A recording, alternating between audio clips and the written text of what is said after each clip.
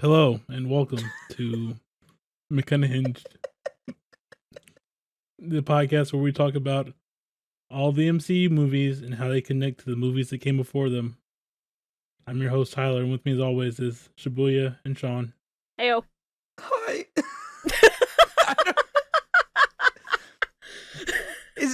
Something about the way Tyler says hello at the beginning. It's just every single time it kills me. Yeah, but you need to be professional here. What is this, a joke to you? Yes. Yeah, this is serious business. You keep the laughter inside, you grin where nobody can hear it because this is a fucking audio recording, and then you move on. What was the what's that meme? I can't laugh yet. What is that? What is that? I don't know what the fuck you're talking about. It's there's an anime meme. He's like, no, I can't laugh yet. I have to hold it in. No, but I mean, this is a podcast where Tyler is charting all of the swears throughout the MCU. I think it's enough of a joke where I can giggle a little bit during the opening. Is his hard work a joke to you? It is a little bit. This man has timestamps for all this shit. Are you fucking kidding me, This is Shawn? real scientific work I'm doing. I don't know if Tyler edits it out at all. I'm laughing the entire time he's going through through all the swears.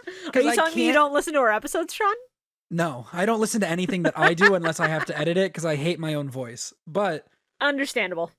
I just can't help it. It's so funny to me. It's just, you know what's funny is that Tyler has all the timestamps. If Tyler was just like, Captain America says fuck or whatever, like, it wouldn't be as funny, but because he's like at 2376, which I realize can't be an actual It is time. that is not a real Yeah. timestamp. Yeah, A can't- fake time fan over here. Yeah, that'd be 2416.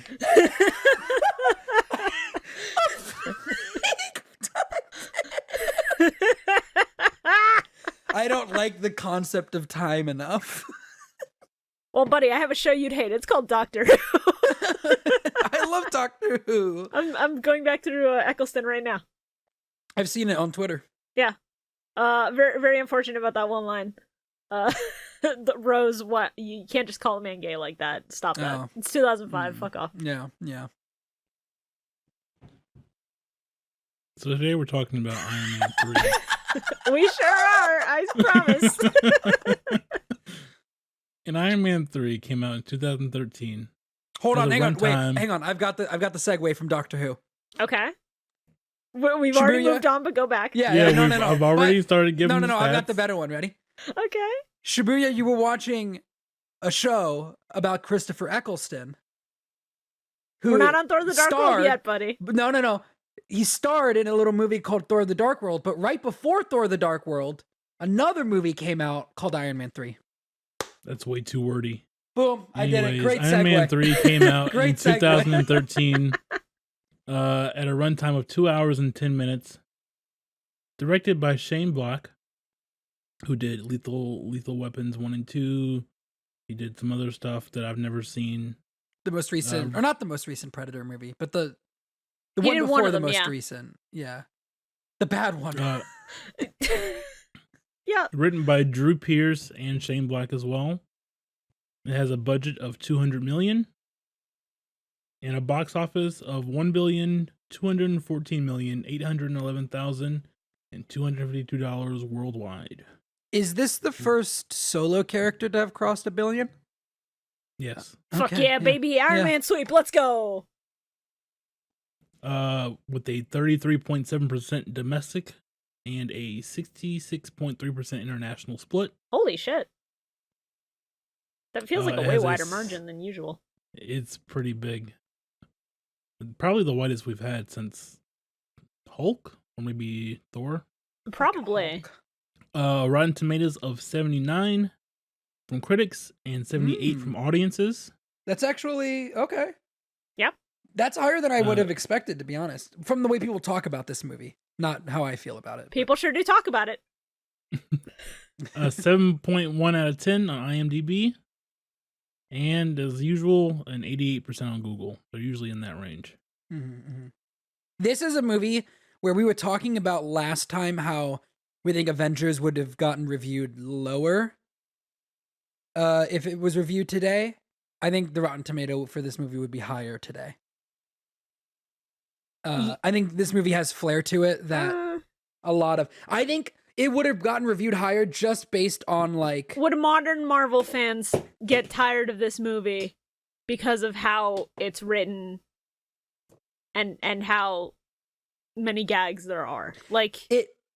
I think it commits more to it, though. I think you're right, but I think this plays itself as more of a comedy, and I think normally, as long as it's being played as like people don't complain like too many jokes in Ant-Man, you know, like they kind of get because you have fucking Paul Rudd at the helm of Ant-Man. Yeah, but I think they somewhat understand when a movie is being played as a comedy that the jokes are okay.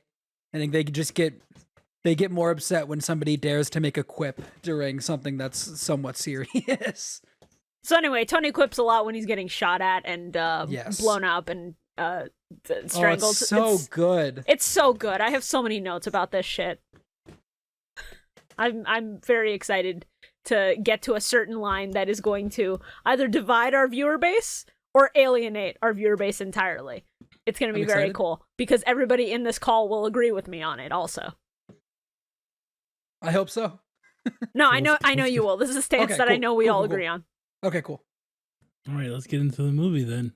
So the movie opens with Tony giving some narration. You know, a famous man once said, "We create our own demons."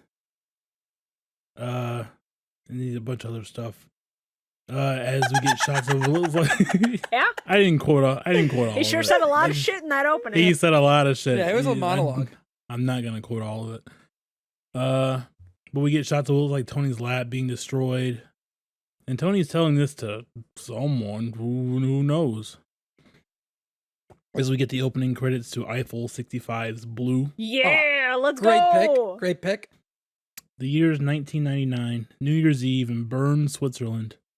And Tony's at a party with Happy, who is dressed like fucking John Travolta in Pulp Fiction. And Rebecca Hall's Maya Hansen. He's being thanked by partygoers for a speech that he doesn't remember because he is way too drunk. But he's taken Maya back to her room so he can fuck her. But as he's making his way through the crowd, he's greeted by Yinsen. Hey, welcome back, technically. Nice little cameo. I missed him. Yeah, this is the moment that he mentioned in Iron Man 1. He also introduces Tony to Dr. Wu, but Tony is the opposite of Steve. He's really only trying to get sex right now. So we get into an elevator. They're greeted by Aldrich Killian, played by Guy Pearce. Big fan of Maya.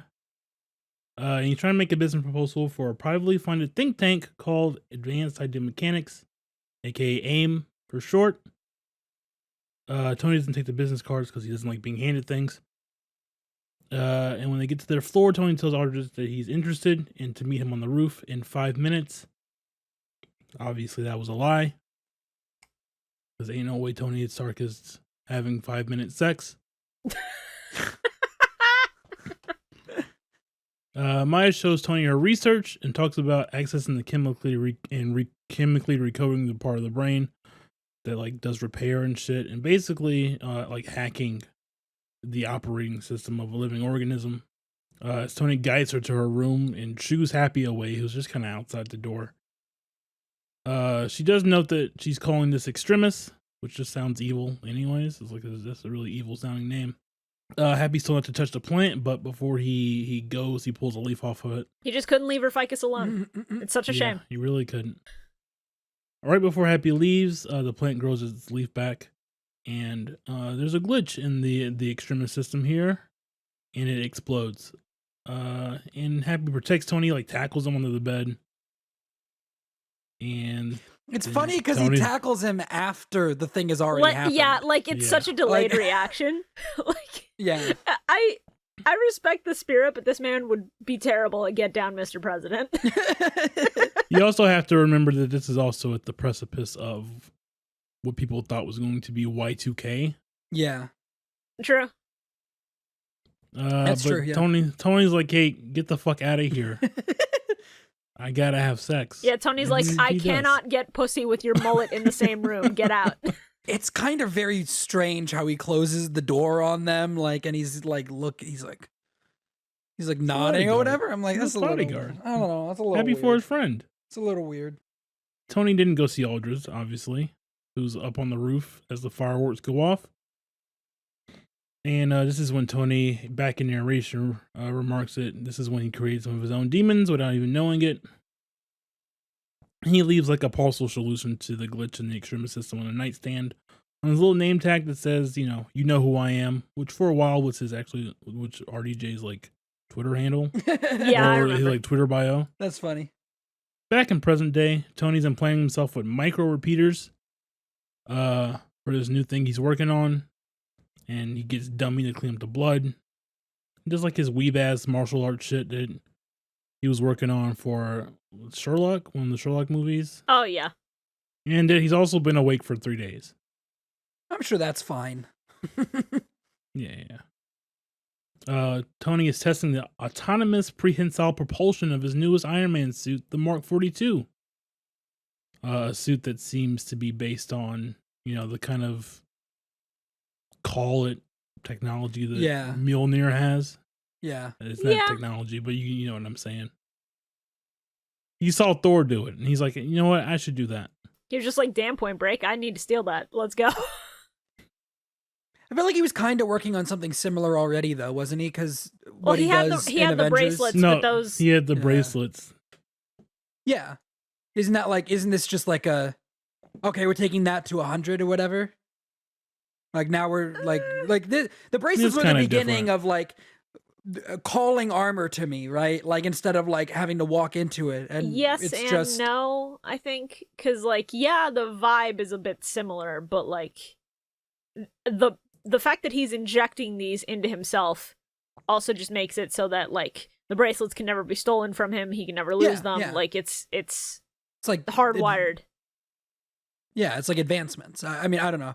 I feel like I don't know if he saw Thor as like maybe it's just a good bit, but I don't know. I feel like he was probably working on something like this already. I don't know.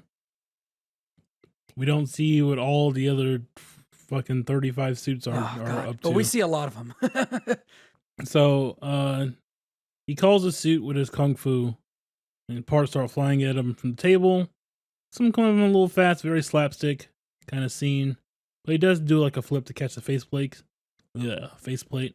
It's fucking cool. It hits us with the "I'm the best," and then another part hits him in the back, and the whole thing comes apart. Oh yeah. On TV, we see a broadcast from returning organization The Ten Rings. Yo! We get Sir Ben Kingsley as the Mandarin. Hell yeah. And he's really putting his all into this scene. President Ellis is what they're after.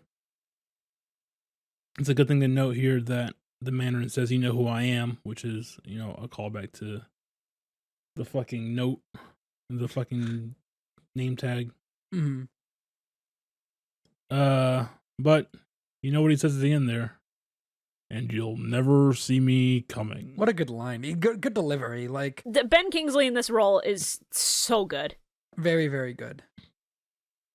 During a press conference, President Ellis is going to use help of returning character Colonel James Rhodes, now rebranded from War Machine to Iron Patriot. And the press isn't really fond of this small act of renaming War Machine. But Rhodey says that it tested well with focus groups and that War Machine was a little too aggressive, as he and Tony eat like an Applebee's or whatever. They're at like a beachside bar.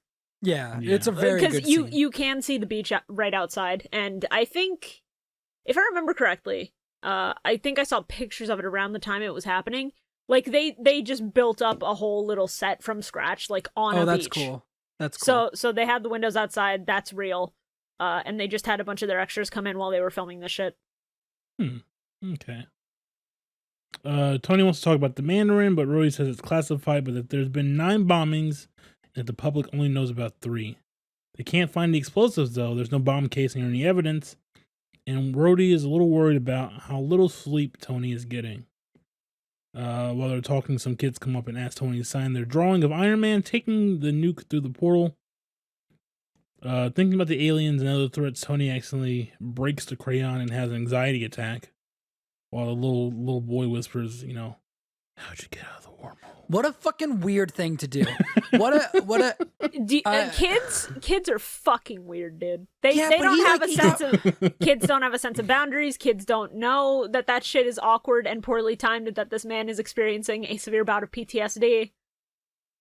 he just got so close. Like if he was like, "Hey, how'd that happen?" I'd be like, "Okay, yeah, this is a dumbass kid." But he was like, "Let me get in your head. How's it going? My name is This kid. From the moment I look at him, I'm just like, oh, he doesn't quite understand social cues yet, because he's just standing there silently looking, and then he just leans in. I'm like, yeah, I believe that from this particular child. I can see it. I can see it in his face. What a freak. What a little dude. Tony, What a freak, dude. How what many a little kids shit. can go and say, I gave Iron Man a panic attack, though? That fucking rocks. yeah. More, you know what? More than one. Put that on your sorry. resume. Yeah, we'll get to that. Unfortunately, yeah.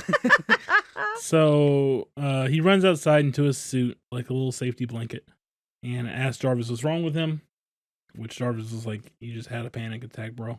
Mm-hmm. At Stark Industries, Happy is making sure everyone is wearing their badge and trying to get Pepper to replace the entirety of HR with robots. Because there's been a 300% rise in complaints since he became head of security. Pepper's 4 o'clock is here, and it's definitely, I'd say he's more handsome than he was before, but he's still a little weird looking. Aldrich Killian. Got a big head. In the waiting room, looks like someone who's a stunt double for the lead singer of The Fray. His name is Sabin. Honestly, I would have said stunt double for Jason Statham? Is that the guy? Oh, yeah. No, yeah, you're actually, right as well. that man grows out some stubble. He is absolutely a good stunt double for that man. His I kind of head's too like wide. Saban. Statham has like a kind of a skinny head with wise. I don't know. I haven't paid enough attention to his head, I guess. Tyler's studying that shit, dude. Tyler's got a big old fucking image of Jason Statham's head on his computer, and he's like, enhance. Yeah, that's his wallpaper right now while we're recording this. I'm actually not even looking at my notes. I'm just looking at it. Through the power of Statham, you remember everything that you wrote down. He's transporting it to my brain. His eyes are piercing Tyler's soul and filling it with the knowledge of Iron Man 3. So let's see.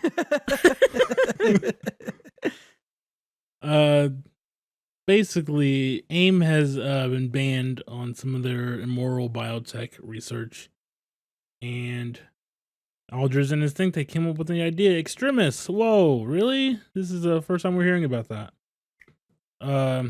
He live streams his brain to her, and they step inside the hologram on some like weirdly romantic kind of thing. He's a little weird about it. Tony calls Happy, and Happy fills him in on what's going on while having no real tech savvy. And Happy wants to follow Mr. Freyman. Pepper thinks that Extremist program is incredible, but highly weaponizable, and it's gonna be a no from her, dog. The idea of like an empty spot in DNA is interesting. I do like that. I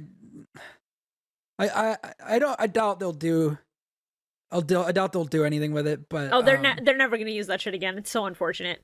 Well, it'd be interesting to bring it back when mutants start to become a thing in the MCU. At least to bring back AIM and have them be like, "Fucking, we were talking about something like this," you know. That's really good, actually. That's a through line. AIM could be like a fucking villain in an X-Men thing where they're like, well, you have this, like, we want to figure out how to take your mutation and apply it to this empty spot in DNA that we found in everybody. If Civil War had been handled a little differently, they could have had like Ross go back through AIM's like confiscated documents or something and just been like, we've done tests that show that people like the Hulk and Captain America are dangerous because they've had this genetic alteration to their brains or something. Yeah, I'm with you. I don't think they're actually ever gonna like use this again. But it's an interesting idea. I could see something you could do with mutants one day. Yeah, there's a lot of potential for it if they ever decide to come back to it. Mm-hmm. So Pepper drives up from their house to their house. She lives there too. And there's a giant rabbit outside, which admittedly I thought the arms were titties when I first saw it. No, those tits are very big and very clear. I don't think that's. I think they're when, arms. When you see it later, they're definitely like little arms. I don't know. I always just looked at that and read it as tits. Tony would absolutely buy her. Yeah, no, that's what I thought at first tits. until I saw it later. And Tony's on the couch in full armor. Pepper tries to kiss Tony. I wrote kill in my notes. Well, That is the opposite of what happens in this movie. But the helmet won't come up. Instead of taking the offer to kiss him on the facial slit, which is not something you should ever say to anyone. Not a good combo of words there, Tony. Like, there's better ways. She goes to the garage to get a crowbar. And she finds that the real Tony is downstairs doing pull-ups. And he has a hint of jealousy about Killian. And kind of a bad look for Tony, as yeah, it'd be different if he was working on something, but he's just working out. But he's just like doing pull-ups. Yeah, but it's okay because Pepper shoves her whole entire foot in her mouth in a second and makes herself come across as the worst of the two. Oh yeah, hey, I also wrote that down. I'm glad we can all recognize that. Trauma dumping and then saying shit like that. It makes you a terrible person. Yeah, I actively went through a roller coaster of emotions where I was like, man, Tony, it's really messed up and then she started talking and I was like, fuck, you know what, actually, fuck her, who cares? He's having a manic depressive episode minus the depressive part. He's just a little bit off his shit right now. Yeah. He admits that he's a little shook. He hasn't been the same since New York. And the only reason that he hasn't completely lost his mind over aliens, gods, other dimensions is because Pepper moved in. He says, threat is imminent and I have to protect the one thing I can't live without. That's you. In my suits, they're a part of me. And she takes it okay, but not really. But they do shower together, and while sleeping, Tony has nightmares about what happened in New York and is like whimpering in his sleep. When he sleep controls the Mark 42 and it grabs Pepper, and he wakes up and powers it down. Pepper, pretty understandably mad. Yeah. But the tinker with that line, a little rude.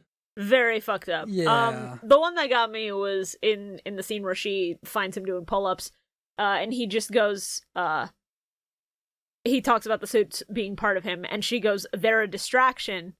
Yeah, no. Bitch, you realize that, like, he's been through enough shit where this suit is the only reason he is alive right now. You realize that, right, Pepper? You can show a little sympathy, right, Pepper? No, not at all. Yeah, it's great. She doesn't get it. She doesn't know, chat. At the Chinese theater, Freyman is dropping off a suitcase for a former soldier that we learned is named Taggart. And Happy is there watching. Happy walks into the guy, into Freyman. No, he bumps into Taggart, makes him drop the syringes, the metals. I don't really know what they are. The things that keep him normal, right? But Happy notices the guy's glowing, and as he's leaving, the Freyman bumps into him and asks him what he's doing. They kind of have a little fisticuffs there, which ends in Happy getting thrown into the sunglasses cart. Yeah, it's a shame. And Taggart can't regulate, and he explodes. Yeah, this is probably my only other big issue with the movie outside of Killian. I personally, I really do not like the trope of like side character figures it out, but then oh no, they're unconscious for the rest of the movie. Well, he doesn't figure out a whole lot, but he has way more information. Like it takes a while for the rest of them to play catch up to where Happy is, but it's like, oh, okay. Now he's got. I mean, he knows that it's all connected to Killian. The only thing he really knows is that he saw a man explode, and like light up firsthand, and then it's connected to Killian.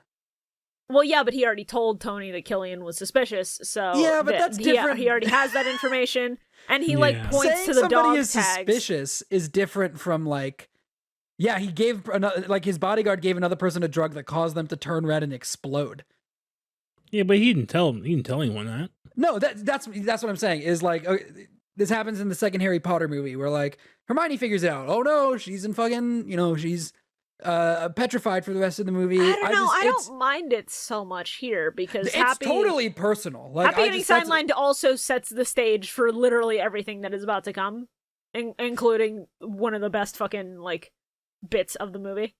And I'm not like against Happy getting sidelined, and like, because I do think that like Happy being hurt and Tony like visiting him later is good. It's just the idea that like we give this character more pieces of the puzzle that everybody else could definitely use, and now they're gone for the rest of the movie. Like that's just something that personally, whenever that happens in a movie or television, I'm just like, a television show, I'm like, oh, come on. Like, yeah, no, it's definitely a personal thing. I'm not trying to be like, this is bad writing or whatever. No, I get you. That sort of just comes down to your own individual preference 100%. On the thing. I just think that most of the time when that sort of thing happens, it is more to clue the audience in onto what that character knows than to like, give you the drama of, oh shit, they're fucked up now, they can't reveal what they know, oh god. Like, if it's handled in a way where it's just like, oh well, guess they gotta keep dealing with it for another 20 minutes. No, but I don't mind how it's handled here, particularly. We learned that the phrase man's name is Savin, and he walks out of it pretty all right. Taggart actually is based on a comic book character who I think his name is Firepower. Doesn't matter now because he's dead. Happy's basically in a coma, but he's pointing at something.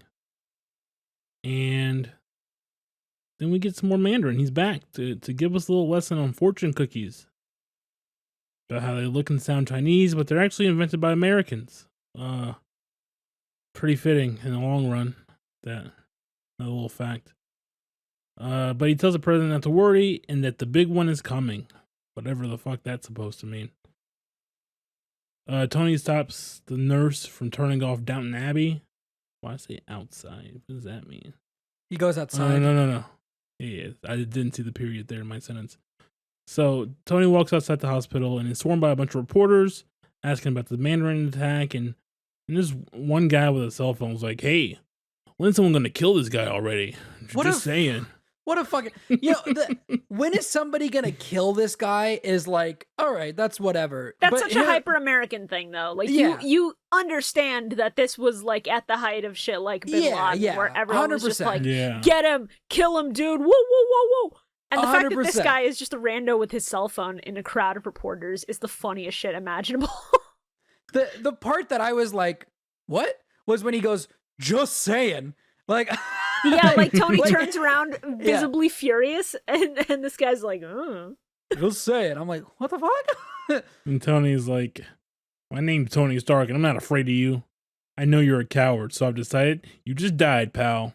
I'm going to come get the body. And he doxes himself in front of everyone. Not that people don't know where he lives. He's pretty... He fucking lives. Pretty high profile. It's a badass line, though. It's a great scene. Yeah. I just think it's funny that he's like, I'm going to come murder you, unsanctioned motherfucker. This isn't a military operation, no government involvement. I'm just going to fuck your shit up. Yeah. Just like, hey, pal, come on, bring it. This is just revenge. You're already dead. Yeah. You don't stand a fuck. This is like Logan Paul challenging a motherfucker to a boxing match is what it feels like. Because it's just you just lost, pal. You know what? You just fucking lost. I haven't fought you yet. I don't need to. I'm going to come get your ass right now. Put it in that grave. And then he throws the dude's phone, which is incredible. He gives this big speech to the phone. Like obviously the speech is still going to get out because a bunch of other people are because the reporters are there recording the entire thing. I love that he's giving it to a camera and then breaks the camera he's giving it to. And then the fucking icing on the cake. Bill me. Gets into his car, leaves. Yeah. So back in his garage, he recreates the scene of the explosion and he finds the dog tags that Happy was pointing to. And he starts searching for places with similar heat signatures and zeroes in on an explosion in Missouri, which he doesn't go to. But once he has Jarvis create a flight plan, he gets to ring the doorbell. It's Maya. She's back. Tony doesn't remember her, or at least he pretends not to. let alone what he had for breakfast, which was gluten-free waffles. Good on him. Yeah, respect. I like his line. And- He's like, please don't tell me there's a 12-year-old boy in the car. He's 13, actually. That's It's so such a good good. response. Some of the comedy in this movie fucking is so good. Shane Black is funny. If Maya does one thing in this movie, it's that one good joke. That joke is really good, and that's basically the peak of whenever she's on screen. Yeah. I also love when the doorbell rings and Tony's just looking up at Jarvis and says, come on, we're supposed to be on total security lockdown. I threatened a terrorist. Yeah, that's also... It's so good. So Maya comes in, Pepper comes down. She's like, yo, we got to get the fuck out of here. You threatened a terrorist. We should probably fucking leave. And then Tony's like, no, I am not leaving. I got to deal with this guy. I'm not fucking... Like, Tony...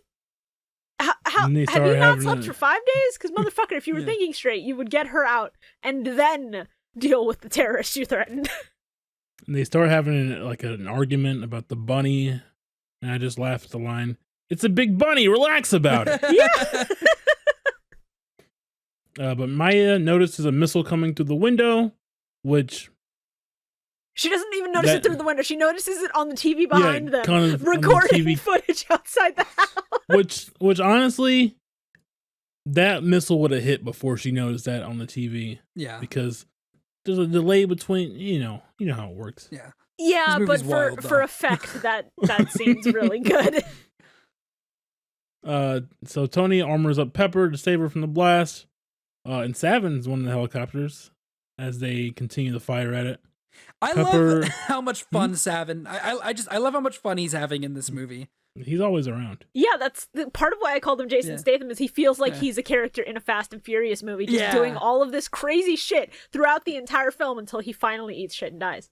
He's got to be like the right hand man. Yeah, he is very clearly because he knows about literally everything in Killian's plan. Yeah, oh, he's great. I love him. He's got to be smart, right? Like he's got to I be feel like smarter than the average goon, but not highly intelligent. I don't think. I think it almost would have been great.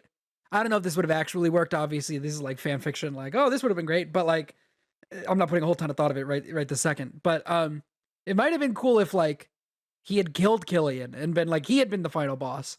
If he was like, because he's actually kind of threatening. So it would have been like we were talking about how Killian kind of sucks. So it might be kind of cool if he had been like, "Fuck you, boom, you're dead. I'm gonna." Two twist villains, I think, is too much for a movie. You're probably right. You're probably right. Like, yeah, that's why we need 3. Someone kills Savage. It's fucking the real villain Harley. was Trevor Slattery because he was too addicted to fucking drugs. He's just freaking the fuck out. He's got just like a tweaked gun up with a gun that he stole from one of the bodyguards. He's not the real Mandarin, but he is the final villain. They twist it so many times that it comes back around. He's just like, I don't gotta be the Mandarin to be a fucking villain, bitch. Let's go. Method acting, baby. I'll shoot you. Method acting makes you enough of a villain. Yes, actually. So Pepper saves Tony from some debris falling, and then she gets Maya out of there. And once Tony hears this, he calls the suit back, suits up, but not a lot of ability on this suit. It is a prototype, but he ends up taking down some of the helicopters. It's a great sequence. His mansion gets exploded, and he gets pulled into the ocean by some cables. Almost drowned, but luckily the gauntlet of the suit blasts off and pulls him out of it, and he kind of flies away. Yeah, can I just say I fucking love Jarvis in this movie. Oh, Jarvis is great. Jarvis in this movie, like, it really feels like he's evolved as a character as much as anybody else has because he's so fucking snarky the entire time. He's just like, yeah, take a big breath, sir. I'm gonna get you out of here. And then he just pops off the gauntlet.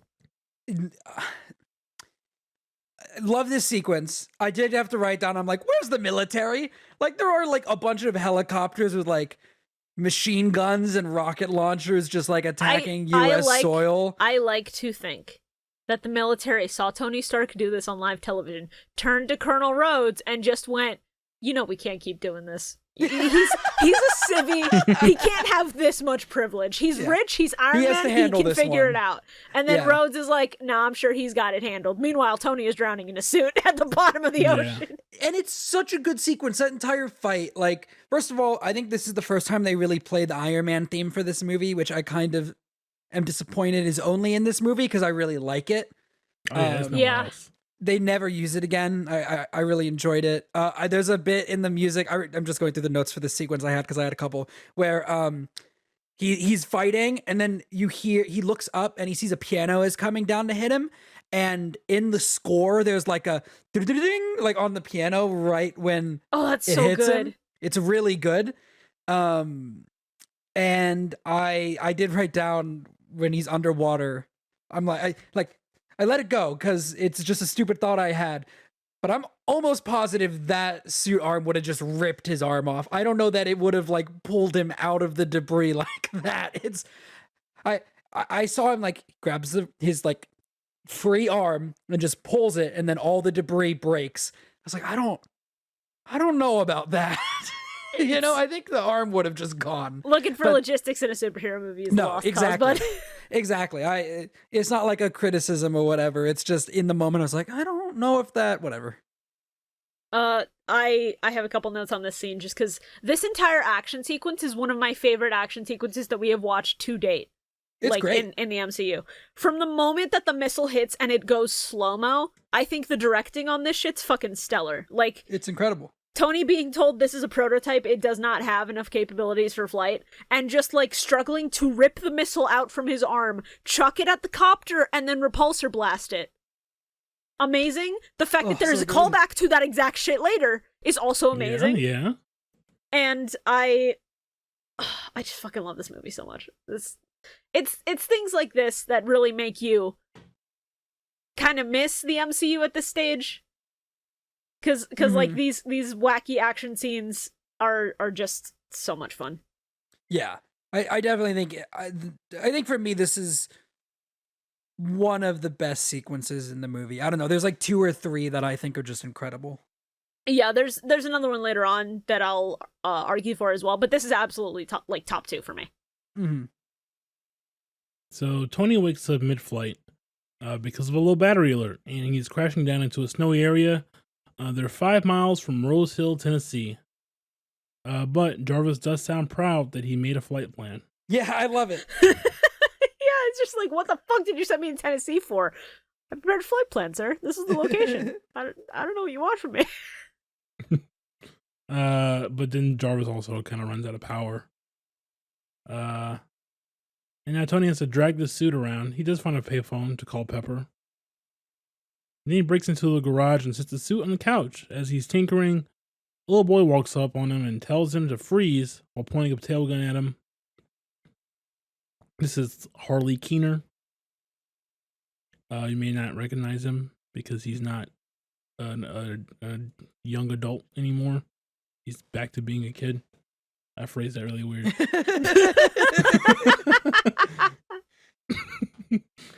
Tony tells him that the electromagnet in his chest powers Iron Man's suit, and the kid says, technically you're dead. And the kid tells him that if he was building Iron Man and War Machine, he thinks, the Iron Patriot name is cooler, he'd add retro reflective panels for stealth mode, to which Tony thinks it's not really a bad idea. We learned that the kid's dad left him 6 years ago.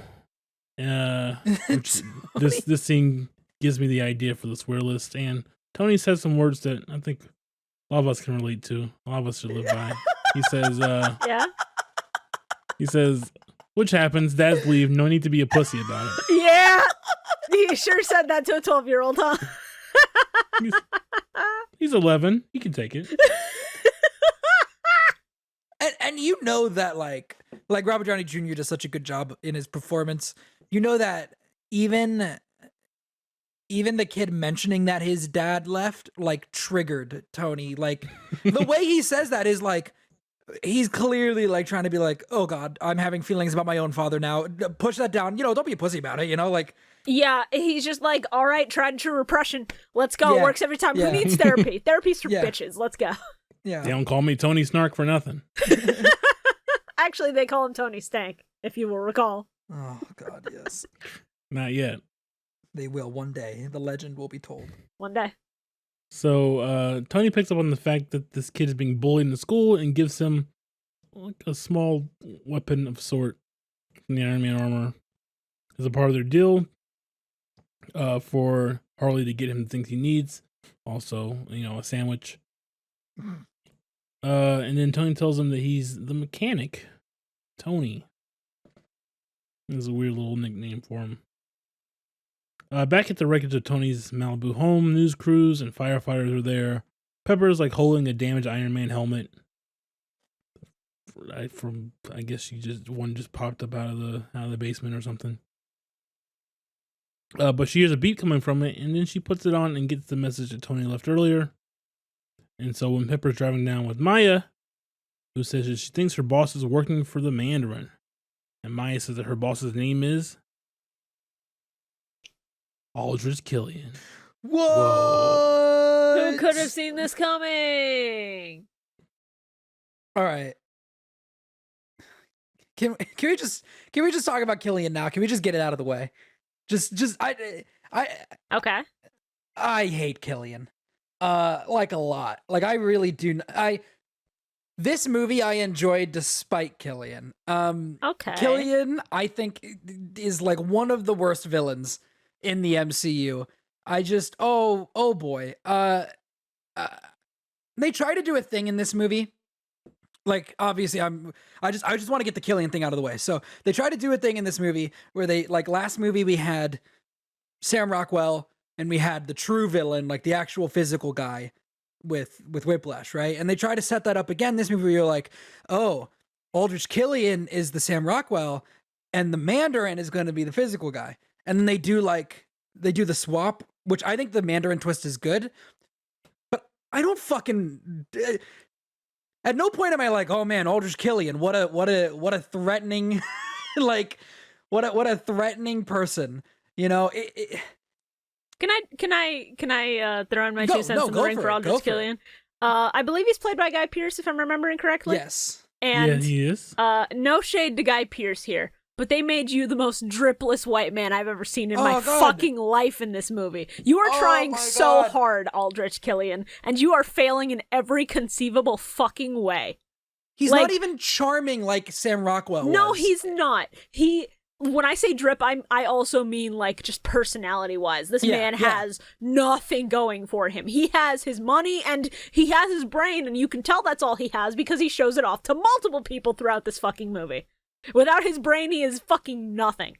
It's sad. You got science cucked. We get it. Move the fuck on. I 100%. I think this is the worst villain motivation in any Marvel movie. It's bad. It's really bad. You sent me to the roof and didn't come up to meet me. Now I'm gonna fucking kill you or whatever. But I could take Killian as a character if it was the Sam Rockwell thing where like he's the brains and like we have the brawn, like somebody threatening for Tony to fight. And while I like the Mandarin twist, the twist makes it so that Killian is the brawn, is the person that's supposed to be scary, and not for a second am I ever scared by Aldrich Killian. Here's the thing. Here's the thing. I love the Mandarin twist in this movie. Full disclosure, I do not have any like prior exposure to the Mandarin in the comics. I have not watched Shang-Chi, so I don't know shit about that on that front. But yeah. I've always liked the twist here. I think it's fun. I think it's interesting. It's a good way to subvert your expectations, especially with the 10 rings being set up since Iron Man 1. Yeah. And I think Aldrich Killian would have worked better if you had leaned further into he's still pathetic. If you had leaned further into he's augmented himself, he's done all this human experimentation, he has like tried to dress himself up in these fucking clothes and slick back his hair and tried to look cool, but he's still just a cuck. I think it could have worked so much better. Like his thing, you keep talking about the think tank. Show us his think tank, like making fun of him. Show us his think tank rolling their eyes when he recommends something to them. Lean into that, and you have a perfect villain because he's just a fucking like Sam Rockwell without the charm. That's it. And AIM is like butchered in this movie a little bit. Like, AIM is kind of cool, and I hope at some point they bring AIM back and maybe be like do the Mandarin thing where they like, yeah, here's another take on AIM, like, you know, the other guy was just a guy, you know? Like, yeah, just bring up AIM again and be like, oh yeah, so after he ate shit and died, we Somebody else bought did up the better. remaining shares Yeah. and we fully like reformed this company, and we're gonna fuck you up. yeah. I wanted to get, because I did enjoy this movie. But every part that I really hated had to do with Killian. So I wanted to get my hatred out of the way at the beginning. We cut over to Aldridge, who is on the phone with someone saying that they took down the house but couldn't find Stark's body. And then Killian tells him that he has to go. The Master is about to record. Whoa. As he walks into a room, and we see the whole production that is filming the Mandarin videos. And then the Mandarin pulls up and he walks inside.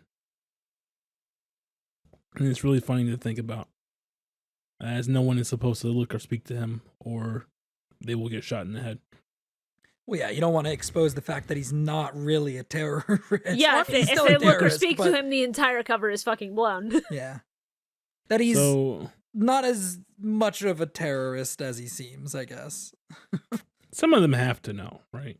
Well, yeah, a Savin few, knows. but like it's a need to know Enough, basis right. at that point. Like the camera guy, there's no way he knows, you know? Like all the Maybe he sound does. guys, you know? I don't know if the guy holding the sound boom needs to know. Yeah, those guys don't get paid enough to know. Yeah. So back to Tony, who's saying he can make do with the rest of the materials after the ones that Harley gave him. And he laments having to use a Dora the Explorer watch, limited edition from Harley's sister. But Harley wants to talk about the one thing that Tony doesn't. New York. They come to the site of the explosion where Chad Davis just went crazy and made a bomb. Tony says that the count of the ash and shadows don't make sense because 6 people died, but there's only 5 shadows. Count the shadows. Hell yeah. And Harley says that people say that the 5 shadows are people who went to heaven, but the guy who made the explosive, Chad, went to hell, so he doesn't get one. Harley brings up New York again. He's like an actual menace. Like, just fucking stop. And Again, somehow this kid gets children. invited to the funeral. Yeah. Well, because Tony grew to fucking love this kid. I know. I love him. Harley's great. He I wish asks he had been in Tony more shit. if he thinks the aliens are coming back, and Tony starts sounding real anxious, and Harley's just asking question after question after question. And Tony freaks out. Harley won't He like leave him runs. alone. He like runs away. And then he like grabs some snow and rubs it in his face, and then turns it into a ball and throws it at Harley. But Tony asks Harley if Chad has any family, and Harley says his mom is usually at the bar. And then at the bar, Tony bumps into a lady. I forget her first name, Brant. No, that's her last name, isn't it? Yeah, I don't know. her first name, so I just said her last Sorry, name. I thought you were like, I don't remember her first name. Brant. I was like, isn't that her last name? And she drops something. And he notices the scars on her face. Brant's also a comic book character. She was married to like Man-Thing in the comics, and Fucking the man. scars were like from like his acid or whatever. It was a really abusive relationship. Oh shit. But everyone in town is basically in this fucking bar. And he finds Miss Davis, and she gives him a file, thinking that Tony was someone else. In the file, he finds pictures of Chad and Taggart. And after he tells Miss Davis that her son was used as a weapon, he gets put in cuffs by Brant here. And she says she's a part of Homeland Security. And the sheriff, who has some sense, is like, hey, I need a little more information than that. All right, why don't we talk about this some more? And then she proceeds to burn his face with a badge, reach through his chest to grab the gun from the guy behind him, Yeah. and then shoot them both. Yep. Crazy shit to just immediately blow your cover that fast, but it does lead to this movie turning into Die Hard for a little bit, so I'm all for it. This is more proof that this is a Christmas movie and people should shut the fuck up. There's no Exactly. arguing Yeah. this shit. It just is. It's a Christmas movie just like Black Knight's and Isekai. I mean, it's just how it is. Like, what is an isekai? Black Knight. Come on, dude. From what? Black Knight? What's Black Knight? Martin Lawrence?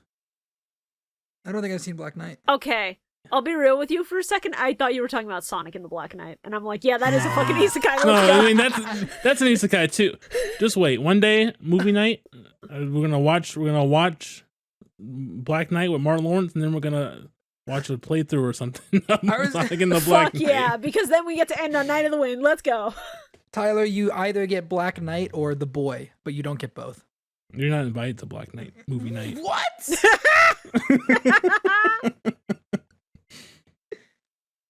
So Tony, still being handcuffed, runs out of the bar when Savin shows up and tries to shoot Tony. Luckily, Harley's there, throws a snowball at him, throw off his aim.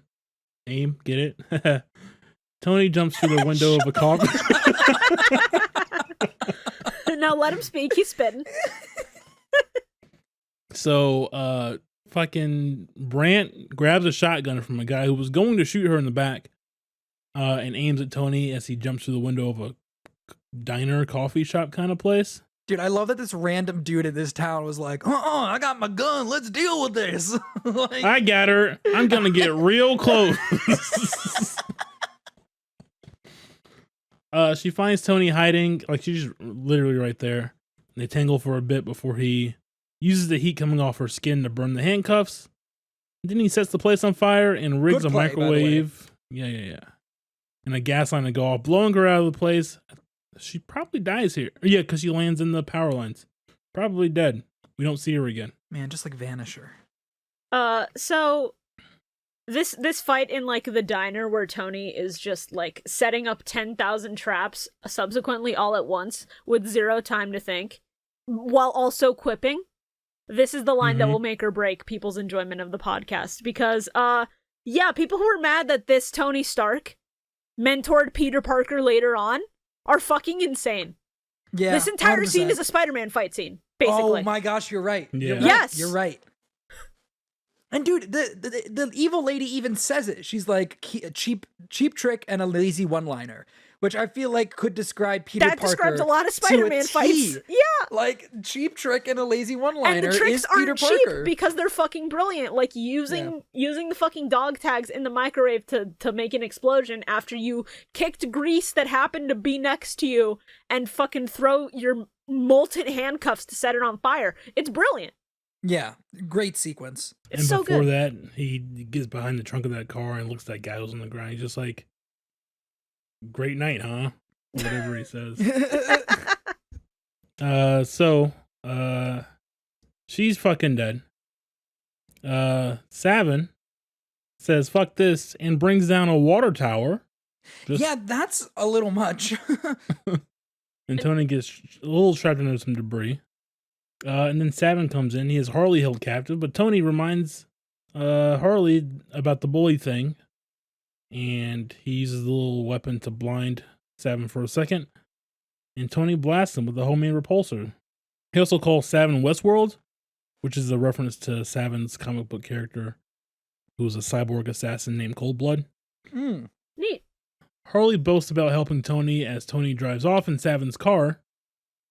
And he tells him to stay by the phone and guard the suit. I like that he says, move out of the way or I'm going to run you over. And of course they have the whole spiel about being connected. The charisma between these two going at it in very this scene good. is fucking great. Like the fucking I'm cold. Yeah. I know. You know how I know? Because we're connected. And then driving away. Fucking amazing. You're going to leave me here like my dad? Yeah, move over. He's just like, you're trying to guilt trip me, aren't you, you little shit? Fuck out. And this is the last time that we'll see them on screen together. Unfortunate. Oh, that just made me sad. Yep. Because, yeah. Savin, not dead though. He gets up.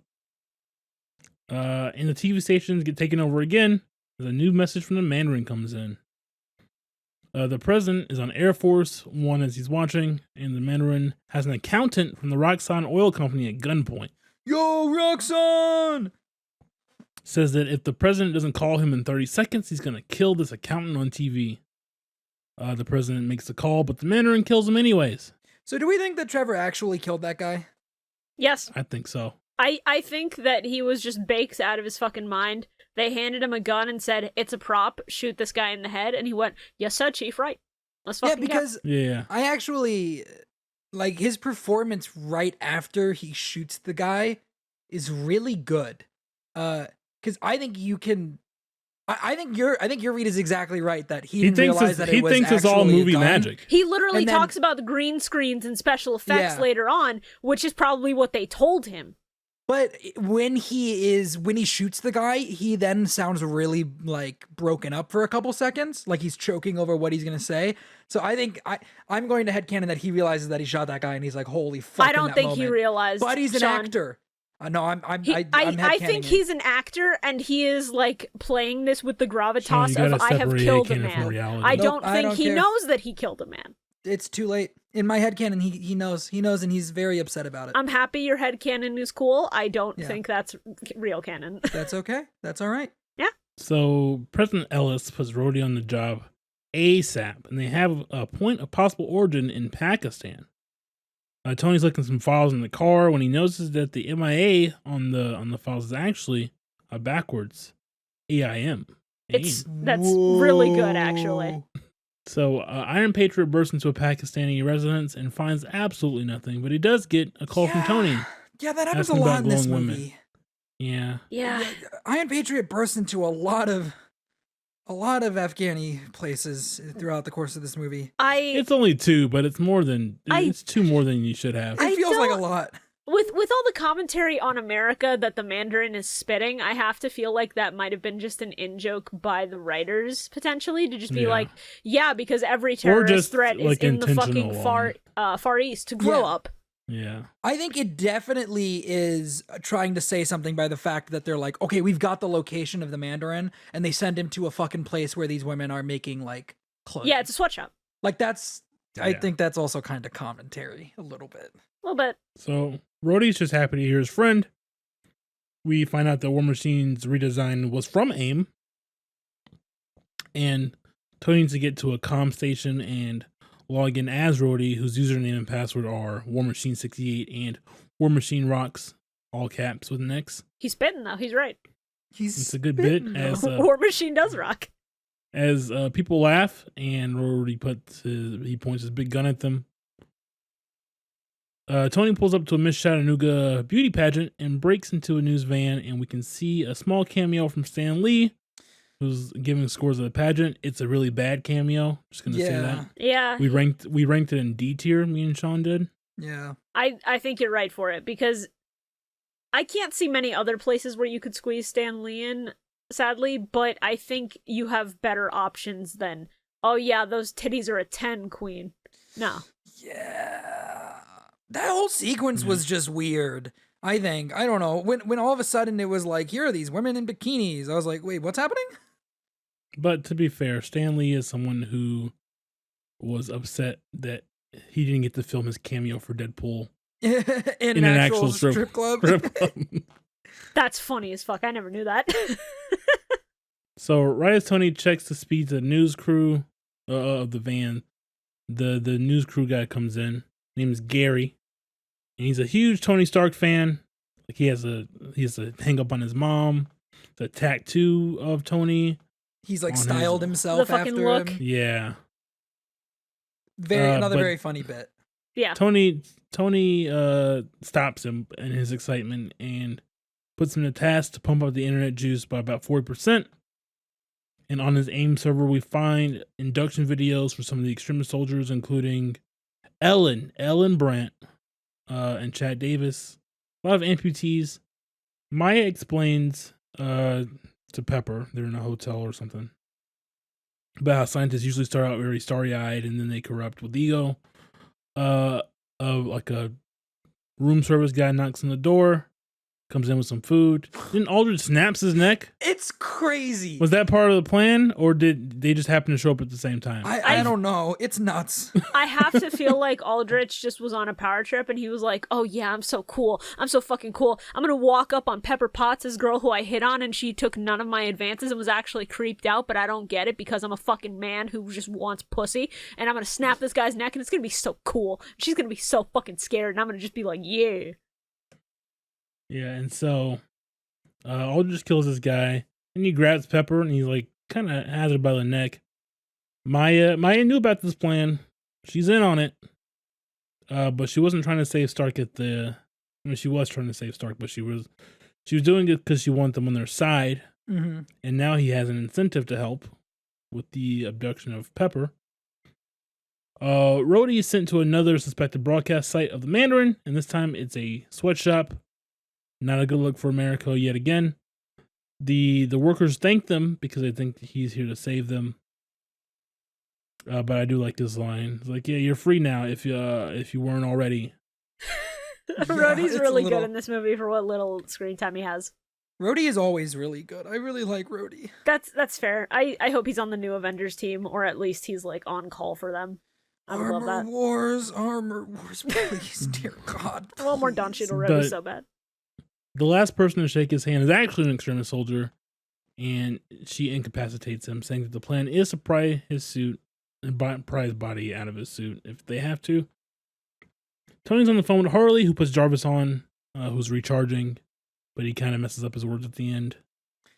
But he only does that once, right? He only does it like once in the entire scene, which is fucked up. Yeah. Yeah, I was Maybe like, wait, why'd you set up this joke? He has to deliver plot critical information, so it's weird of you to set up the joke in this scene and not like after he crashed. Another headcanon. The initial line was the joke. It wasn't really a problem. He just made it up. He was punking this kid into thinking it happened. And then he speaks normally. And then he's just like, "No, sir, don't worry. It was just a prank. It was just a prank, sir." I wanted to bring up to get to this scene. This is when I was watching the movie, and we transitioned to this scene, and I was like, "Man, we're using wipe transitions a lot." Yeah. Yeah.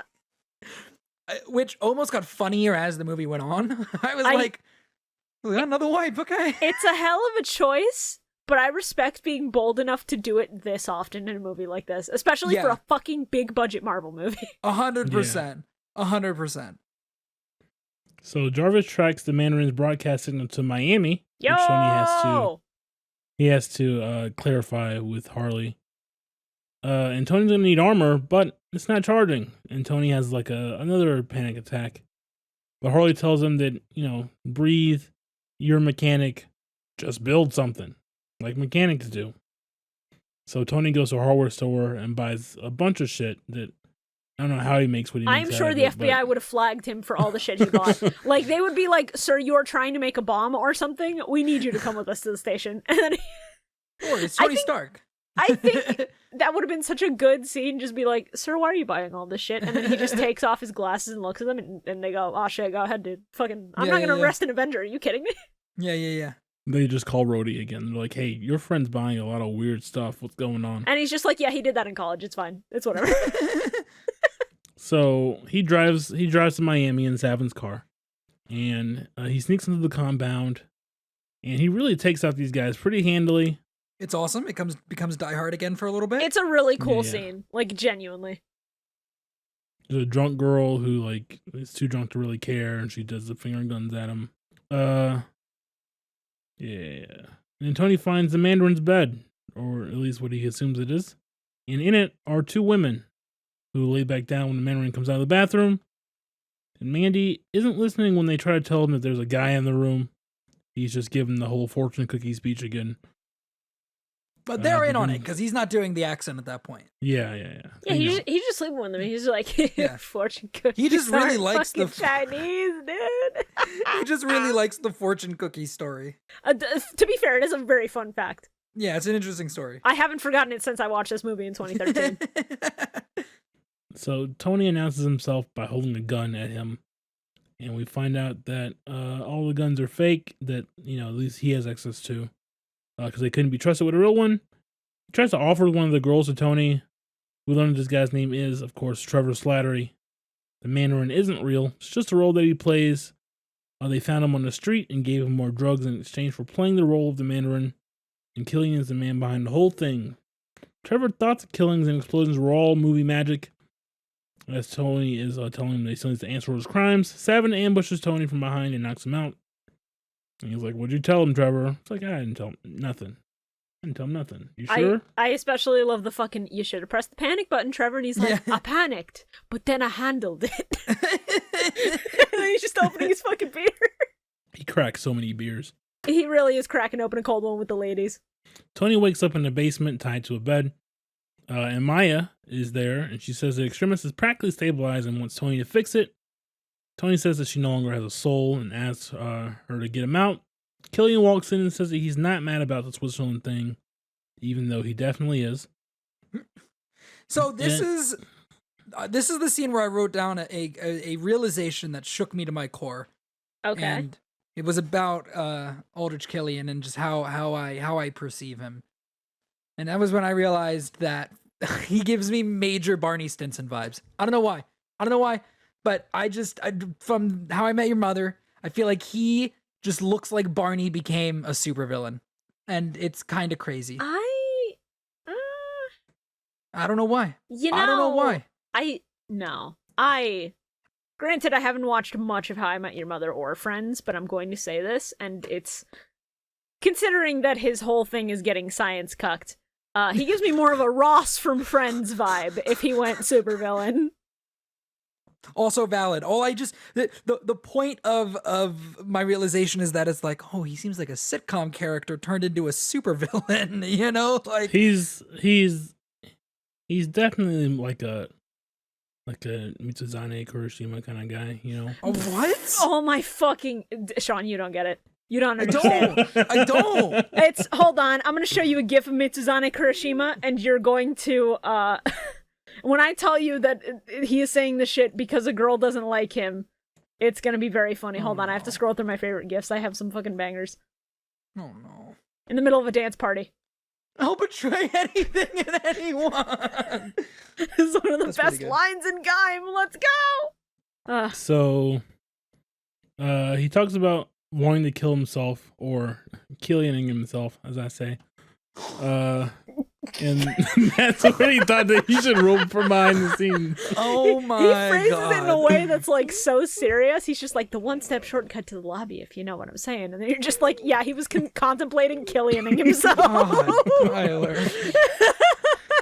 Killian himself. If he had Killianed himself and somebody revived him, would he have been an Aldrich being? We're too far. We've gone. We're too many levels deep. No, I think we're just I don't know deep what's enough. real anymore. No, it's 100%. This whole conversation is getting a little extremist, you know. Shut the fuck up. So he shows Tony that he has Pepper and that they've turned her into an extremist soldier in order to get him to work for AIM. Maya threatens to kill herself in order to have Killian let Tony go. And he looks like he's going to give in a little bit. He looks a little frustrated. But then he just shoots her and she dies. And then we realize that she didn't do shit in this movie. Yeah, congratulations, Maya. You fucked up, did not redeem yourself, and then died eating shit. It's a little weird that she was like, oh, I'm willing to kill myself for him. I'm a little bit part of me's like, she had like a sudden change of heart, which didn't really seem particularly motivated by anything. Yeah. Like, I'm just like, I don't know why you're doing this. If she had shown even a shred of doubt in the scene where like Pepper had gotten kidnapped in the hospital room, not in the hospital room, in the hotel room, then maybe I would buy this. Like the most we get of her, like in that hotel room, is like when Pepper gets up to open the door. She looks a little like, oh man. She's like, oh shit, it's time. Oh shit, here we go again. Oh shit. So she's dead. Killian goes off to try and get Rhodey out of the Iron Patriot suit. He heats up the belly area while telling Savin that he's going to take Pepper up to base camp. And while he's heating up the suit, Don Cheadle just like he's holding in a big shit. Yeah, it's kind of a weird. It's a weird scenario. I don't fault Don Cheadle for not having the. How do you act that? Exactly. Like, what are you gonna do? Put 6 icy hot patches on this man's abs and go, all right. Yeah. Imagine it's like 10 times hotter than that shit. Yeah, 100%. So the door watch goes off, and Tony asks the guards, how many miles between Miami and Tennessee. And the guard surprisingly knows the answer, just off rip. Yeah, it's just like 583. The next, 5 minutes of guards are my favorite henchmen in, anything. There's, him knowing that and being like, you know what, it's a talent. He's just like, I'm cool like that. I'm cool like that. That line's great, and then there's another line coming up that's also incredible. There's a stretch of this movie where, yes, we know Pepper's in a life or death situation. Extremis could literally fucking kill her and she could implode. But, I don't care. Because this shit rocks. This shit's funny as hell. Yeah. So Tony threatens them and he starts making his hand movements and, nothing's really happening. The guards are making fun of him. But real quick, we cut back to the Iron Patriot suit, which emergency ejects Rhodey because, shit's getting hot in there. And he kicks Savin away. And then Aldridge breathes fire. He just fucking shoots fire out of his fucking mouth. And it's Rhodey's crazy. Rhodey's like, are you telling me you could do that the whole time and you didn't fucking do that, Killian? Are you stupid? But I did like that. Savin's like, what the fuck? Rhodey's like, you know what? You got me. And then Savin knocks him out. I do like that Rhodey comes flying out of the suit and just fucking knocks the shit out of Salvin, dude. His ass gets launched into a fucking kick. It's so good. Incredible. Yeah. So back to Tony. He's trying to count down some moment when he can kill these guys. But it's not really working out. Maybe it's part of the distraction. But the hands of the Mark 42 comes down. He blows one of them away. He starts blasting dangerously with a one glove. A boot comes in. And a TMP or something. It's real dangerous maneuvers he's pulling out. But he does it. He takes them all out. And there's the one guy at the end who's like, honestly, I hate working here. They're so weird.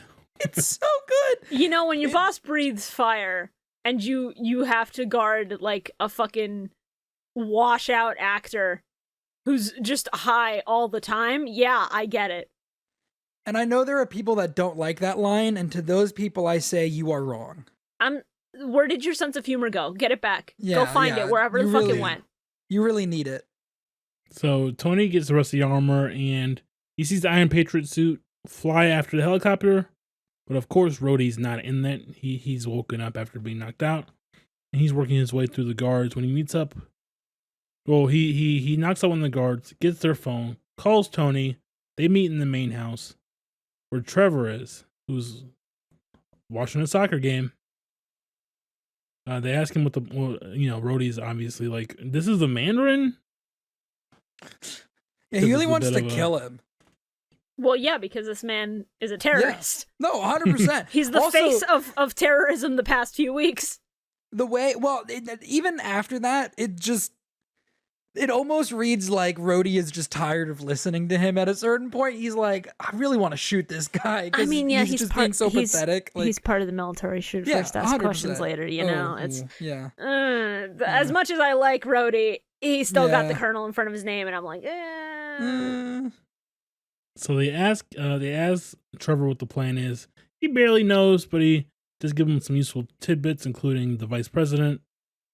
They use a speedboat to get to the right location, and then Tony calls the VP and tells them that they need to get him somewhere safe, and that Rhodey isn't on the plane with President Ellis. The VP says that he'll get some jets out there to help, but when he gets off the phone, he tells the servicemen things couldn't be better. No problems here. We see that his daughter is in a wheelchair. She's missing a leg. So obviously he's working with Aldrich to get her into that extremist shit, I actually think that scene is done very well. I like it a lot. It doesn't draw a ton of attention to the fact. There's no line, where he's like, oh, I had to do this because of this or whatever. It's just it's show don't tell in its most basic form. And I like it because you get his motivations, and it's fucked up, especially considering Extremis, but you have to assume that Killian did not tell him, oh yeah, it could kill whoever we inject it with. Yeah. So It's also interesting that Trevor mentions that the plan involves quote unquote something about the vice president. Yeah, that's decent... like the subtle little hint before they drop the full thing. Yeah, well, that's good too. So Iron Patriot on the plane with the president and everyone else there. And he pushes some guys into a room, melts the door shut, and guess what? It's Savin. He starts killing people, and people start firing guns on his plane, which is very unsafe. Yeah. But Savin captures the president and sends away in the Iron Patriot suit. Tony comes in, attacks Savin, but he blows up part of the plane. People start flying out, and Tony uses a unibeam to blow a hole through Savin, and Savin's gone. He's dead. I miss him already. I love the unibeam so much. The unibeam is so cool. Unibeam's fucking raw. They should have used it way more often. Yeah, I was about to say they should use it way more often, but you know what? We still have maybe. You know what? Maybe Riri will learn from Tony's mistakes and just use the giant laser in her chest. Yeah, we get 10 more movies of Tony. We'll see it again. At least 10. Oh, yeah. So Tony now has to save 13 people in free fall, and this is a very good scene. Oh yeah, great sequence. Everyone has to grab each other, and he electrifies their hands. They can't let go. I feel bad for the first bitch he grabbed because she got shocked the full 10 times. Heather? Yeah. Like poor thing. She's gonna be just like shaking after that for hours. 100%. He drops him safe in the water, and as he's congratulating them, he gets hit by a truck, and it's revealed that he's been remote controlling it the entire time. Good callback to earlier in the movie. Yeah. Tony asks if it's time for the house party protocol. As a crane unearths a hatch in Tony's lab, and a whole bunker of suits light up, and the camera kind of makes a flying out motion, like they start making their way. Yeah, it's a very house party's cool. Aldrich wakes up Pepper, who says that Tony won't help him. He says that he also captured Pepper as a trophy, not just to motivate Stark. The president's brought in the Iron Patriot suit, and the camera zooms out to show that they're on an oil tanker. I assume, because I'm not a boatman. But it's the Roxxon Norco, and he gives a reason about how none of the fat cats were put in jail because of the oil spill. This is just an excuse to kill the president on TV. He actually doesn't really give a fuck that much. This is one of the few things about Killian that I like. Sorry to cut you off. I do like that he's manipulating it so much to the point where he's willing to just be like, yeah, I don't give a shit about the oil spill, but as a Mandarin cover, this is perfect. So get fucked, Mr. President. Yeah, the president's like, what do you want from me? He's like, oh, nothing. I don't want anything from you. I want to use you for content, Mr. President. Yeah. It's gonna be a good prank. Dude, President he was a cloud chaser. President Ellis dies not clickbait? Streamed on Twitch. They string him up in the Iron Patriot suit over some oil. Tony and Rhodey sneak up onto the tanker with their gun. They locate the president, and they're gonna burn him alive. Tony clearly isn't trained in proper firearm technique, but it doesn't really matter. They start being shot at by more guys who pile up, including extremist soldiers. I feel like most of them have to be extremist soldiers, right? The most, if not all, because the scientists and the camera crew would not be rushing to come clear out the intruders. Yeah. Although, I mean, looking at that, feels like that'd be way better. You have more guys just in case, How many guys do you need when you have enhanced former military who can fucking blow shit up, potentially breathe fire from their mouths, and heal from any wound? But you always aside from more. a unibeam to the heart. Yeah, you just gotta be safe, Do I need to get 99 levels in a JRPG? No, but will I? Absolutely. Okay, but Aldrich Killian wouldn't, and that's why he lost. That's true. He wasn't always grind to max level, kids. So, right when they need backup, a bunch of Iron Man suits fly in. Like fucking 40 of them. And this is the house party protocol. Tony gets Jarvis to target extremist heat signatures and to eliminate them with extreme prejudice. And then Tony does my favorite thing where he goes, what are you waiting for? It's Christmas. And then he does the cross over his body, take him to church.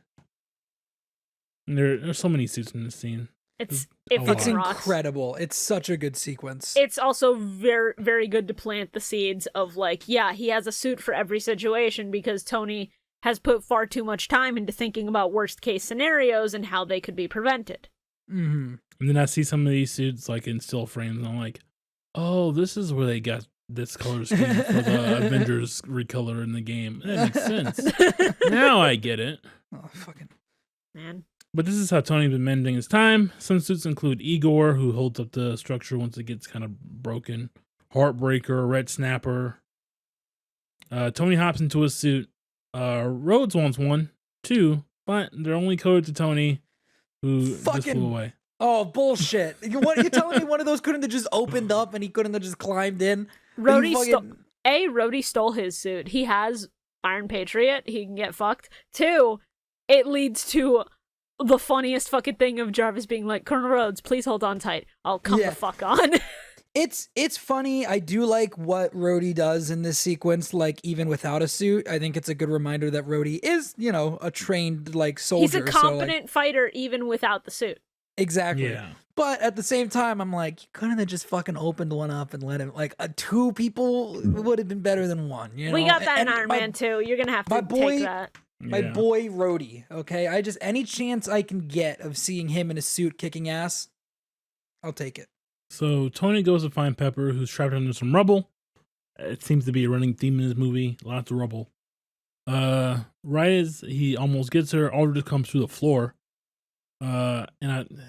His fucking dialogue here. You feeling a little stuck, like a little turtle cooking his little turtle suit.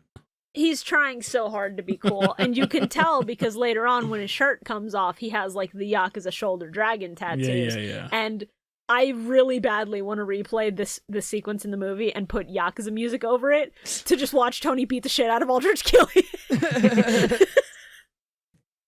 So Tony cuts out Aldrich's arm before being struck. He needs to take a minute to grow back. Pepper falls through the floor and is being carted off towards some electrical wires.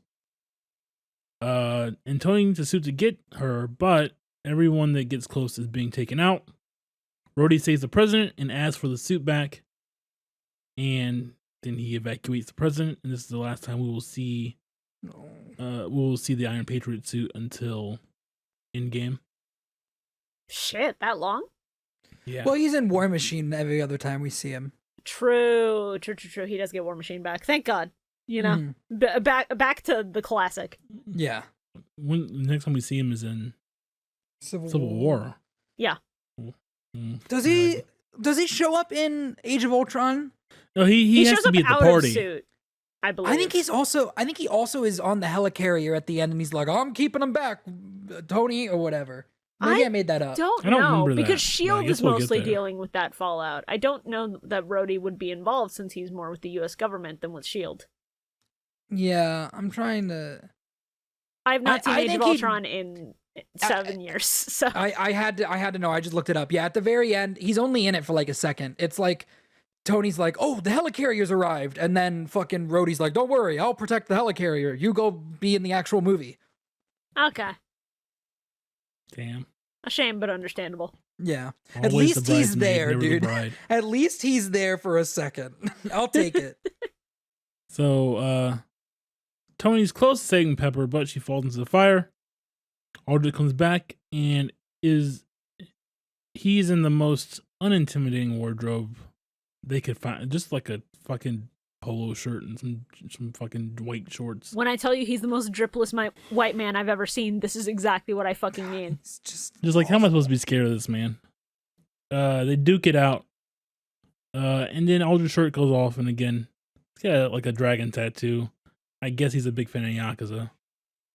He was ahead of the curve. This is 2013. We didn't have a lot of shit at that point. The Mark 42, he probably plays Dead Souls. What a fucking bitch. Fuck. The Mark 42 flies in to help Tony, but falls and breaks. It's a good gag.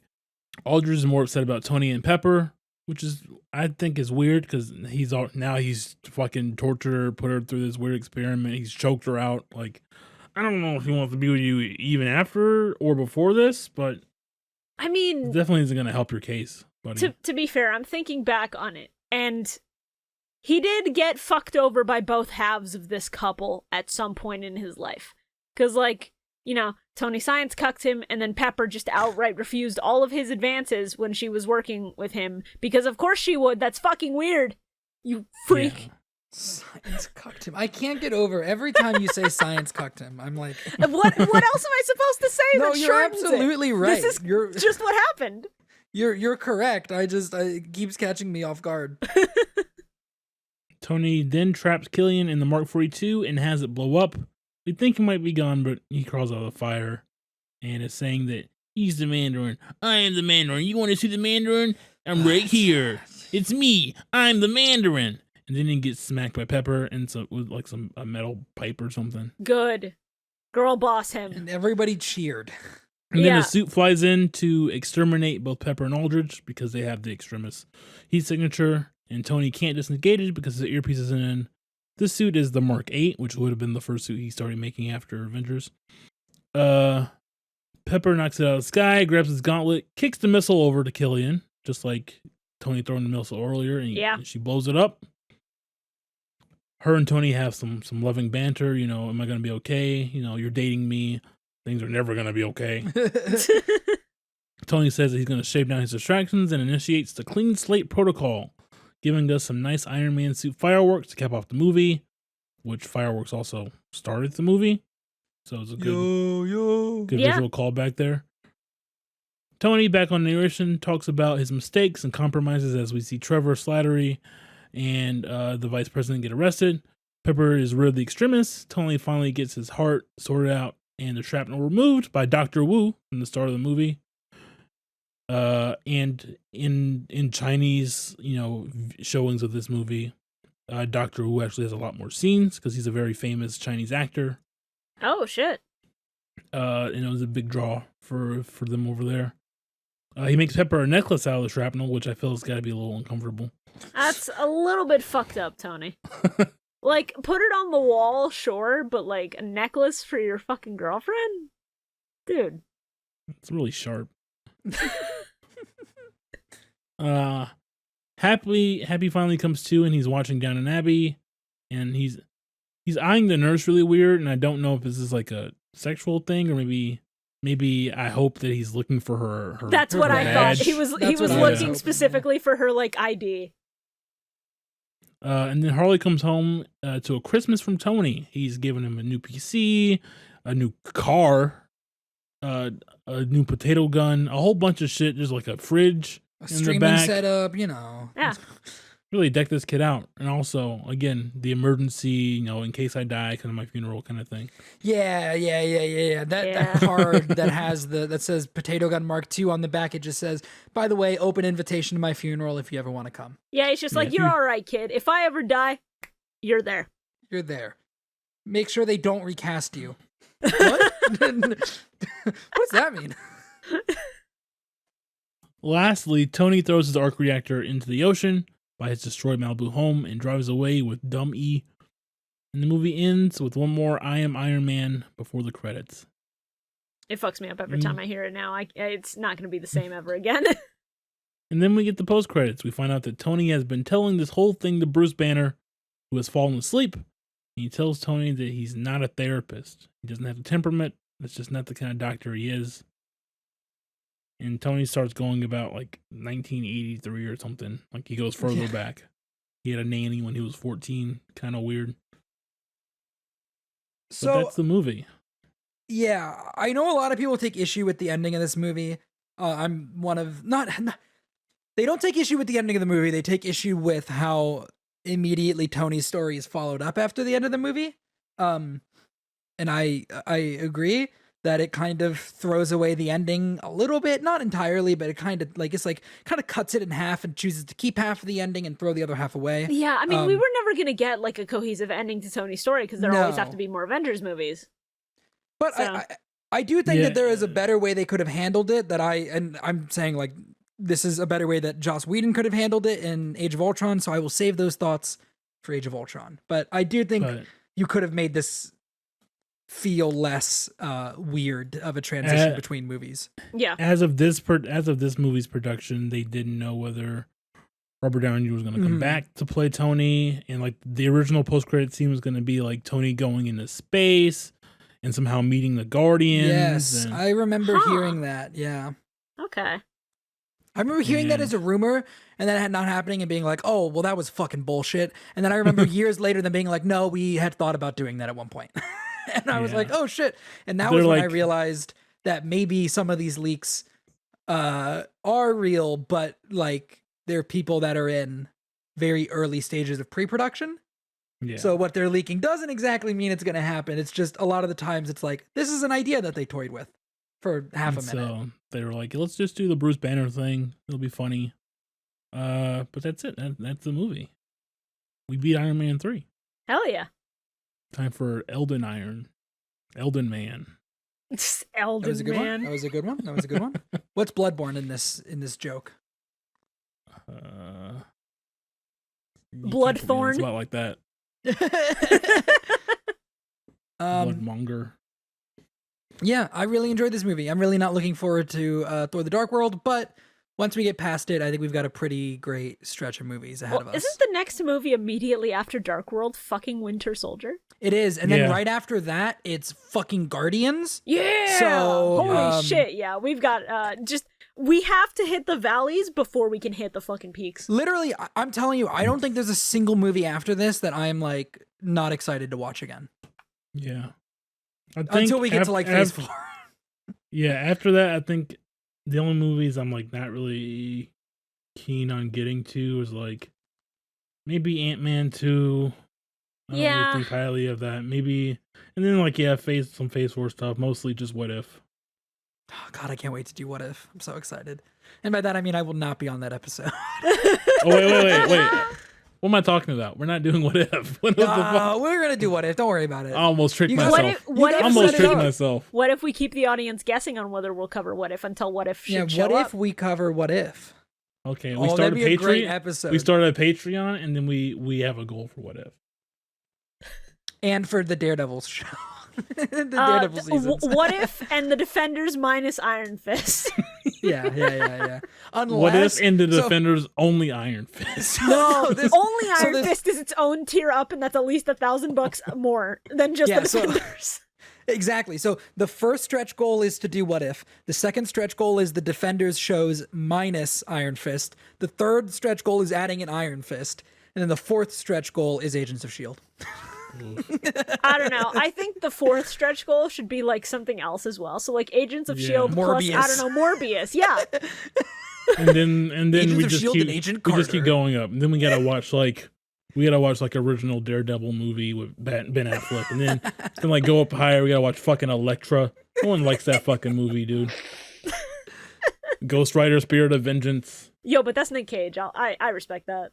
For $10,000 a month, we will do every Fantastic Four movie that's been made. You mean all three of them? No, please. Yeah, all three of them. I don't like two of them. But for $10,000 a month? Yeah, it's for $10,000 a month, I think we could do a little better than that. For $10,000 a month, I don't know. Those movies are pretty bad, Shibuya. Okay, but it's only 3 movies. Like you get through that and you're done. You clean your hands of it. I'm trying to think. We'll do the DC movies. No. We don't do any of the DC movies. We just do Justice League Snyder Cut and then act like that's part of the MCU, completely unrelated. I don't want to ever watch. Look, that'll be $20,000. It's fine. We'll never fucking reach that. And if we do, then it's I'll do the good ones for free. The good DC movies, I'll do those for free. Yeah, Shazam I'll do for free any day. Birds of Prey, man. Shazam's awesome. Birds of Prey's awesome. Yeah. Guys, Birds of Prey's so good. Shut up, guys. It's so good. It's so good. I had fun with it. I don't classify it as good or bad. I just classify it as fun. It's so much fun. All I'm saying is a better movie came out like right after it, and it's called Sonic the Hedgehog. Okay, well, get your fucking swear list or whatever's next. I don't remember. Is it the swear list or is it the connections?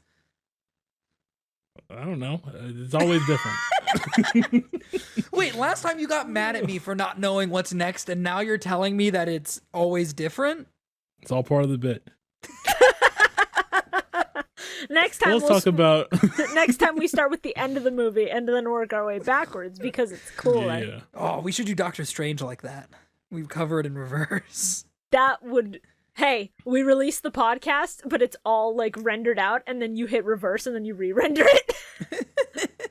We talk about the end of the movies because obviously the fucking the team working on Doctor Strange 2 didn't even look at it. The end of WandaVision, you mean?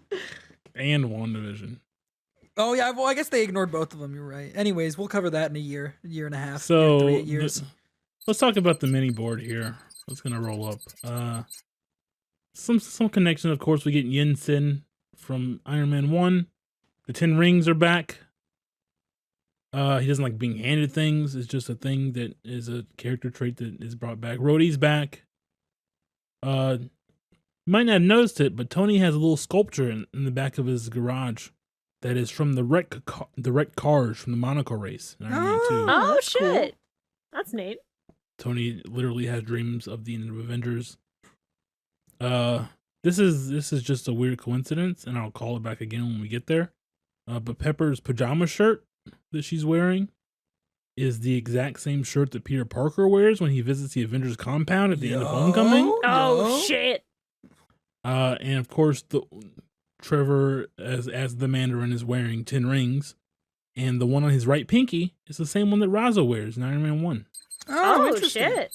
And then let's talk about the broader connection. Of course, this is more so a sequel to Avengers than it is Iron Man 2.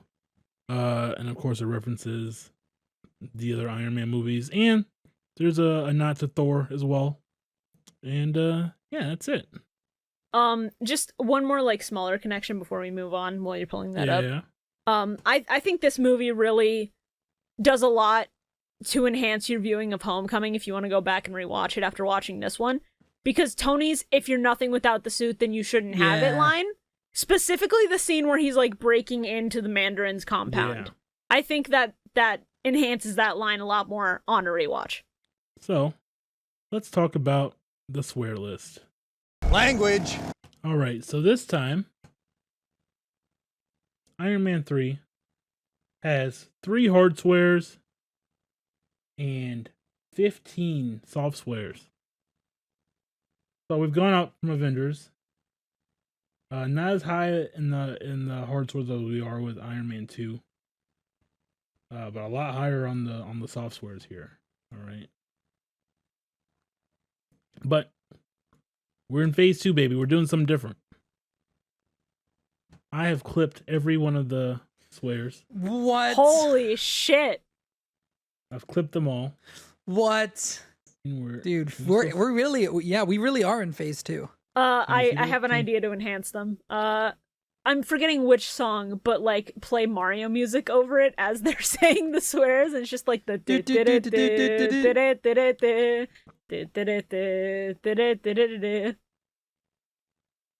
All right, so at 2:46, Tony Stark says, Damn betcha. Okay, I think be this right is back. the funnier way to do this shit. at 4:01, Tony Stark goes, And what was that? at 5:46, he goes, Pleased to announce the imminent arrival of your bouncing, badass baby brother. Okay, so for audio listeners, I think you need to watch the video version at least for this bit. This is fucking great. at 10:59, Tony Stark goes, Richard doesn't mind. You all right with this, Dick?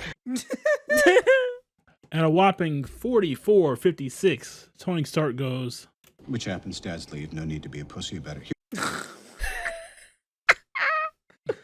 and then at 45:33, Tony Stark goes, Non-lethal, just to cover one's ass. at 49:55, Harley Keener says, What the hell? And kind of he didn't get a shadow. and then at 51:06, Harley also goes, What the hell was that? at 52:42, Miss Davis goes, Look, I brought your damn file. You take it. Go. and at 53:37, that poor Rose Hill Chef, not a chef, Rose Hill Sheriff, What was he cooking? Goes. We just don't know. What's all this about? What the hell's going on here? rest in peace, at 57:12, Savin goes, I think he was trying to say, I want my goddamn file.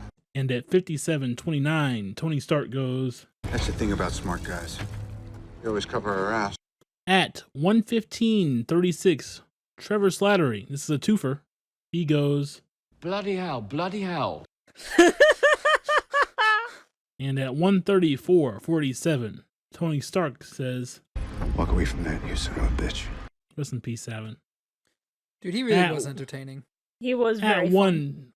147.48, James Rhodes says, Look damn good, Mr. President, but I'm gonna need that suit back. and then at 150.37, Tony goes, I'll be damned. The prodigal son returns. and last but not least, Trevor Slattery says, See you! Oh, bloody hell. at 156.45. And that's it for all the swears. Tyler, you've really outdone yourself this time. Mad respect New for doing phase, that new shit. me. New phone, who this? All right, let's talk about our rankings. Well, yeah, we Who wants to go first? I'm curious to see the range of this, so I guess I'll go first and I'll start strong. I haven't seen this movie in a few years. Like, I have it on Blu-ray, but I just have not gone back to actively watch it as nearly as much as Iron Man 1 and 2 or Avengers.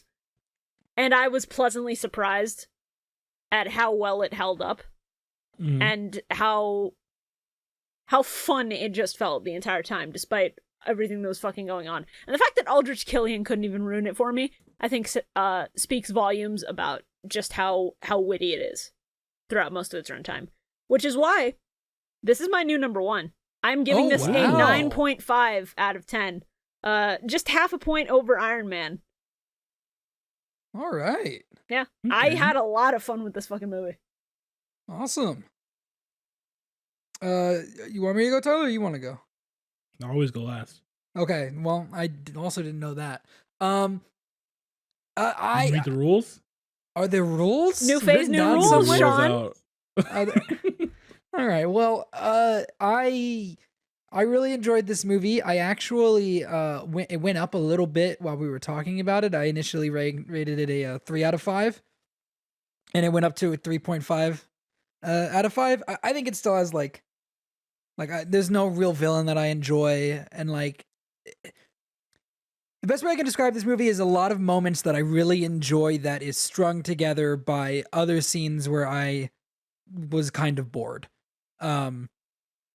So yeah, I think 3.5 out of 5 is fair for that. I put it at number 4. It is above Thor, but below Avengers. So it's right in the middle of my list. Okay. Okay. And for me, this is a really good movie. I like it a lot. I really love Trevor. Really love Rhodey as much as he gets shafted. So I'm gonna have to put it at number 3 on my list. The first deviation between me and Shibuya here. Okay. Below Avengers, but above Iron Man 2. I can respect it, honestly. I feel like I'm particularly biased on this one. Sorry. Just because, the fact that a lot of this shit was, filmed in my hometown, and the fact that a lot of it the entire second half, the entire back half is basically just down here. I pog every time I see it, because I'm like, oh shit, I've probably driven past that before. And I just think it's neat. I think it's still really good. I enjoyed it. Yeah. So that will do it for this episode. Of course, next time we'll be covering Thor: The Dark World. That's going to be interesting. Learn about Jane, get some more Jane Foster, some more Darcy, whatever her last name is. We get some more Kat Dennings. It's not Darcy anymore. It's just Kat Dennings playing a character. Yeah. Let's Dude, go. Dark Kat World Dennings. next. Fuck. Hey, it's fine. It's darkest before the dawn. You're right. Learn about the the Aether. Yep. We get to see Frigga for a minute. we get to see Frigga, all right. And I'm sure everything's gonna go really well. Dark World. There's a lot of universe colliding. I don't know. I'm sure this Loki... movie won't have any lasting impact on Thor as a character. Am I right, gamers? No. He'll be fine from this. Yeah, he'll be fine. He'll be okay. You had to think about that for a second. Are you sure? You know what? If you haven't seen it, I really don't think you should. But definitely will absolutely be the last time he loses a family member. the last time. Yeah, we swear. Absolutely. We swear, guys. We promise. But until then, Shawn, where can people find you? You guys can follow me on Twitter at Shawn_AFK. Nice. Shibuya? You can find me on Twitter, YouTube, Twitch at Shibuya Gato. You can find me on Twitter and Twitch at Tyler Rims. You can also find my other podcast, OP Anime Podcast, or Overpowered, an anime podcast, around as well. You can follow MCUnhinged on Twitter at MCUnhinged. You can also find us on Anchor at anchor.fm/MCU-unhinged. You can also find us on Spotify, Google Podcasts, and also, if we're not in a place that you listen to, come over to the Anchor page, copy that RSS feed, plug it into your podcast app of choice, and we will pop up there regularly for you. And that's it. We're done. Shawn, sign us out. What? Do Sign it. us off.